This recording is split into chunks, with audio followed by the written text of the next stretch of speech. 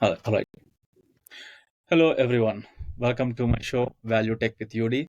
I'm trying to bridge the gap between the business and technology through this podcast and helping the upcoming tech leaders. Today, we have our guest, an extraordinary cybersecurity leader, Sherrie Cowley. Sherrie has over 25 years of management experience in software development, IT, and cybersecurity. She has created security programs from the ground up. She oversaw security engineering for one of the largest spin-offs in the world, creating all security controls and solutions for a new Fortune 500 company for 3M. She has been a leader at large organizations such as Franklin Covey, Family Search, Swire Coca-Cola, and 3M. She also founded Women in Cybersecurity for Utah and was in the presidency of FBI's IntraGuard for Utah. Thank you so much for Sherry for joining with me today. Uh, First of all, let's get started with so what is the story behind this women in cybersecurity and why do you have to start it? That's a great question.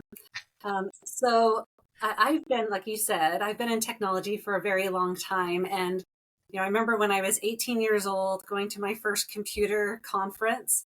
It was in Vegas. And I remember seeing multiple girls at the different booths that were there. And I thought, oh, this is fantastic. I'm going to have all these mentors in this space that I can learn from. And then unfortunately, I discovered that they were really hired as what is called, I guess, booth babes, where they were just models or dancers that were just hired to pretend they worked for these companies.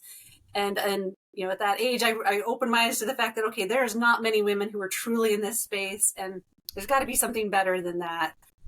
And so I've always been looking for mentors and hoping to find more women. And as time's gone by, that percentage has increased. But we definitely still need more women to join this space. We need more diversity as a whole in technology and cybersecurity. And so I helped found Women in Cybersecurity for Utah with a few amazing professionals as well. And all of us had the same desire just to bring diversity into this space. And, we want to continue to encourage high school girls and college girls that, cybersecurity technology is really a space for everyone. That's so inspiring. Yeah, I've been to Vegas, but I always been to casinos. We should learn something from you. So you mentioned about finding the mentors, right? So it's really very valuable. You are trying to help people through this women in cybersecurity. So for our listeners, for the upcoming tech leaders, can you please suggest how do you find mentor? Yeah. And in organizations like Women in Cybersecurity and also Women Tech Council, that's another organization in Utah that has a large number of amazing women who are members. And organizations like this is a great way to go if you're a woman in this space, because then you find people who are in many different levels of their career, whether they're executives or an engineer or somebody just starting out. And it's a great way to connect, because I've found through Women Tech Council especially, there's a large number of women in Utah in technology. It's great to go to those events and to be able to connect with other people. And so that's probably one of the best ways I've found to find mentors for myself. Mhm. And I encourage others to do the same thing. Awesome, awesome. So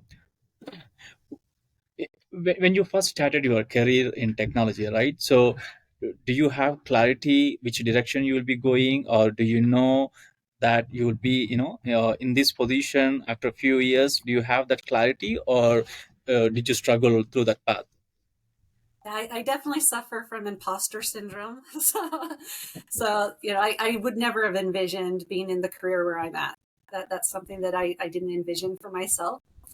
Although, like as a 9-year-old kid, I started programming. I found Wow. just, yeah, going on a computer system was fascinating to me. This is back in the day, so I'd be on DOS and my brothers would be playing video games, but I'd be trying to figure out how they made the video game, how it worked, how operating systems work. And I started creating different programs and experimenting at a really young age. And so interest wise, it makes perfect sense. I just didn't believe in myself. And until little by little, I started getting into these types of positions. Awesome. That's very interesting to know that you started the programming when you were 9 years old. The only other person that I know was Elon Musk, that he started Yeah, programming in I'm not to his level. I no, went no, into no. management way too soon. And but I've definitely, in fact, so I've had a pen testing company on the side as well. So it's great even as a manager to jump into the weeds, Mhm. right, and understand, right, the technical pieces behind what you're managing. So I try to get into get my hands dirty as often as I can. But yeah, I've definitely spent more time as a manager than as an engineer. Um, Right. I'd have to brush up my skills. Awesome. Awesome. So, in cybersecurity space, right? So, what is the biggest challenge that you face right now? Yeah. So there's different threats that are happening all the time, but I think one of the ones that really frighten me is probably the supply chain attacks. Right, we're seeing that more and more, and attacks in different libraries, common libraries running on your system. That's where we saw Log4j. If you're familiar with that vulnerability, a couple of years ago near Christmas time, a Java library that could be exploited to Right. gain access to a server. Right, things like that are frightening because you don't have to phish someone or do social engineering. Right, it's an attack that just happens from the outside on a server and can happen in seconds. So things Mhm. like that are definitely frightening to me. But I look at the advancements we have in artificial intelligence with machine learning, and things like that can help in the security space. So we can have endpoint controls that can detect different activity like that. Right? Maybe it's a 0 day that's not known, but we can start to detect activity that looks malicious, right? It doesn't look quite right, and can block that from getting any further on your system. So it's great to see technology advancing, but there are definitely risks and attacks that are advancing as well that can be frightening. Correct. Even with the recent CrowdStrike tech global outage, the same thing, Right. right? So, what are the key learnings? What can we learn from this kind of massive outages? Yeah, with CrowdStrike, I think hopefully all organizations were able to test out their disaster recovery system, the processes that they had.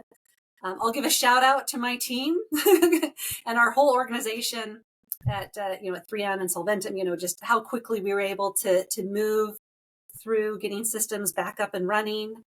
So we discussed it multiple times on the fact that this really was a test of our disaster recovery, and luckily it was a test that didn't involve having to restore everything because they were encrypted, right, from a ransomware attack.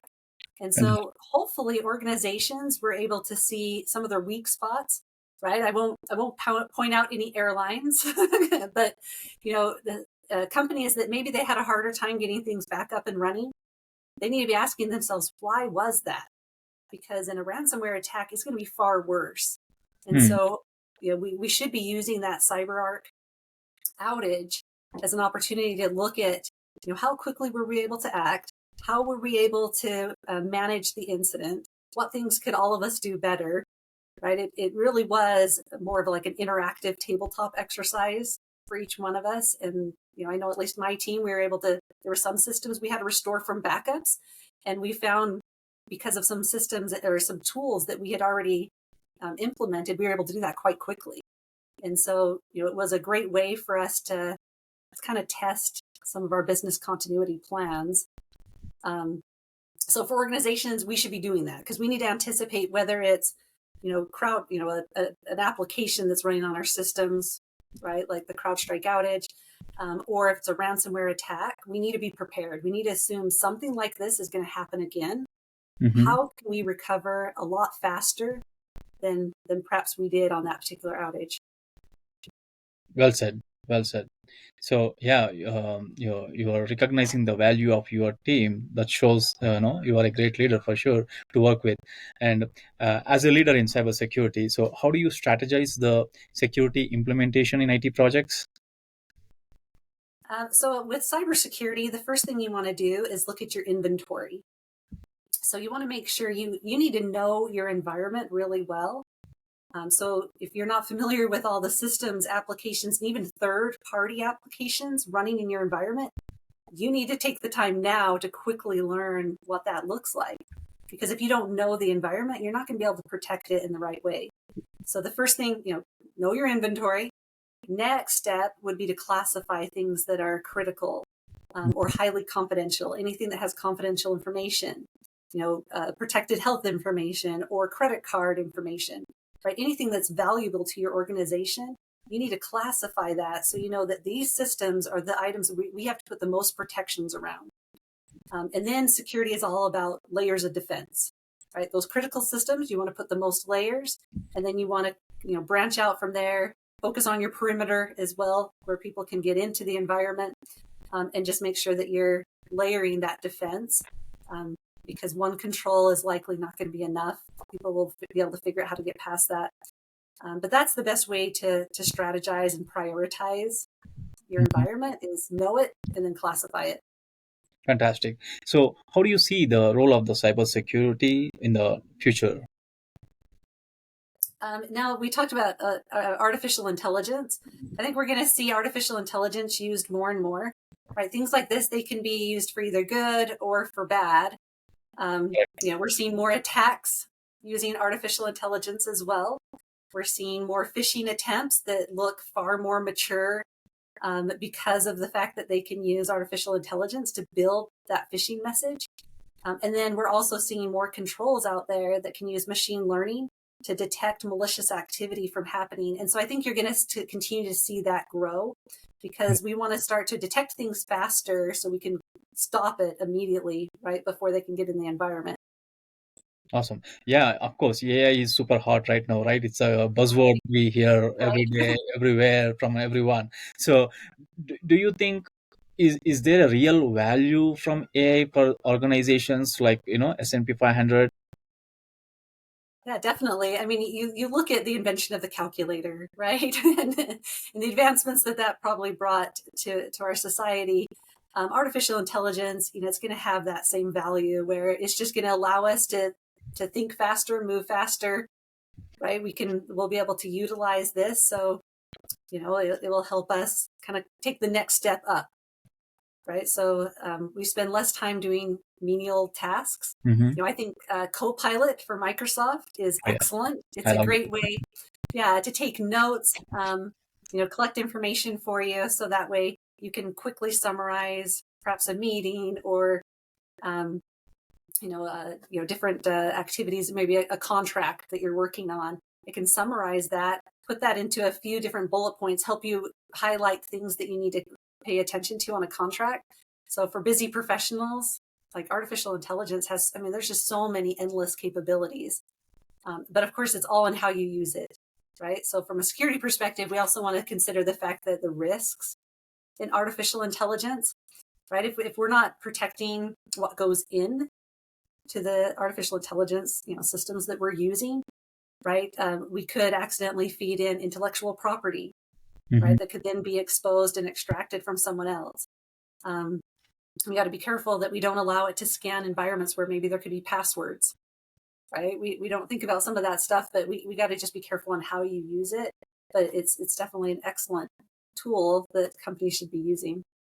Definitely, that's very informative. So, for the upcoming tech leaders, Sherry, uh, when they try to level up their career, they often have to go through some rejections or failures, right? So, Yeah. how do you handle the failures and in climbing the career ladder? First of all, I don't put a lot of focus in climbing the career ladder. I was a CISO at Swire Coca-Cola, and then moved to a director position over security engineering, right? And kind of stepped out of the CISO position, just so I could get my hands a little dirtier in the technology side of things. So I look at more, the passion behind what I'm doing, and I'd Mhm. encourage everyone to do that same thing. We should always be passionate about the work that we're doing, and that makes it a lot easier. So if there's a step back, right, you can look to that passion to kind of drive you forward. But rather than focusing on just trying to move up the next stage, I mean, there's only so much benefit from doing that. I think instead of that, find an organization that you love to be a part of, find a culture that is satisfying, and activities that you're involved in that help you constantly learn every day. I Right. think technology is one of the best places to be in because there's so many things changing, and I feel like on a constant basis I'm learning something new. Hmm. So rather than worry so much about climbing the ladder, find ways for you to just to learn more. And if you fail a little, okay, that's also a learning, right? You just learn something you could grow in or somewhere you could improve. So just focus your career more on your passions and the ability to just constantly learn. That's a great advice. Thank you so much. And nowadays, employers are really focusing heavily on the employee wellness, mental health, right? So, how do you think technology can be used for mental well-being? Yeah, I love this question. Mental health is something that all of us should focus on, for ourselves, for our employees. And it's great to see our world starting to put more of a highlight on, on individuals' mental health. And it's great that we have the capability to talk to a therapist virtually, right? And I think we need to encourage that more within our companies. Hmm. Offer employee assistance programs where an employee could immediately just talk to a therapist, online in a few minutes if they needed to. Same thing with our school systems. We should be encouraging that more for our students so they can talk to a virtual counselor anytime, anywhere, right? Because you Hmm. picture kids, especially in school. And I think another great idea would be if we added artificial intelligence, perhaps, to our social media. So when you go to send a direct message and you're going to say something really negative to someone, we should have a human impact indicator right there that kind of tells us that what you're about to say could negatively impact a human being, and then maybe encourage them. Do you want to save this as a draft? Perhaps think about it for the night before you send it, right? I mean, yeah, that would just be my recommendation. I think things like that would be great, to encourage people in our world of social media to maybe take a pause before sending, especially an anonymous message or a direct message to somebody that could be negative. Take a minute, think about what you're saying and the impact you could have on that human being. Um, I think in general we should always do that, but maybe there'd be ways for us to add technology to some of those things so we can encourage our world to be a little kinder. That's a very innovative idea. I think we should tag Mark Zuckerberg. Yeah, let's make it. Yeah, let's work on it. Yeah. Develop it, patent it. Let's go with it. Awesome, awesome. So, yeah, from serious note to some, fun side, right? So, can you share any interesting ways that IT security has impacted your personal life or hobbies? So cybersecurity and lock picking, for some reason, they go hand in hand, right? With lock picking, it's a physical device that you're identifying, like the flaws in a Hmm. lock, right? And so I've picked up lock picking, and I've been a part of some different lock picking contests, even something I never thought I would be doing. But it's a fun passion actually, and it's quite handy. There's probably been many times where you know a, an item, a closet or something that was locked that I couldn't find the key for. Right, I was able to pull out the picks and it was good. So yeah, there's some interesting side effects of IT that you wouldn't think of you kind of dive into in this space. But if you've never tried picking a lock, Hmm. highly encourage it. Interesting, interesting. So, Okay. even though we are into technology every day, there could be some things that we love from our childhood, right? So, what's the most outdated piece of technology that you still use regularly? God, that's an interesting one. I mean, the first thing that comes to mind though is probably just like Notepad. I mean, as odd as that sounds, Hmm. I used to develop websites just using Notepad. I'd pull it up, right? Just do HTML and just raw source code, and just a text editor. I still use it today to create notes as well as to analyze things like for forensics. Hmm. Notepad Hmm. can actually be quite handy. It's a great way just to open up different files on an environment and be able to read metadata, etc. So sometimes you don't need to have really sophisticated tools. You can just use Notepad. Awesome. So, can you please recommend one book for our listeners? So we have a book review that we have been doing within one of my teams, and a recent book that we read was Atomic Habits. And Hmm. if you haven't read that one, I'd highly recommend it. It's great. It's focused on creating goals in a way that's a little more just straightforward, where you're focused on like improving yourself 1% at a time, right? Rather than trying to boil the ocean, trying to solve all of the flaws that you feel you have as a human being, right? Look at, okay, how can I make an improvement, in 1%, um, way, and then build on top of that. Just constantly improve and tweak things little by little, Hmm. and over time you'll find that advances your capabilities tremendously, right? So it's a great book to read. So I would strongly encourage getting a hold of Atomic Habits, reading that if you haven't already. That's a great recommendation. I think every upcoming tech leader, this is one of the books that has to go through in the first few Yeah. books. Atomic Habits. I like it. Thank you so much.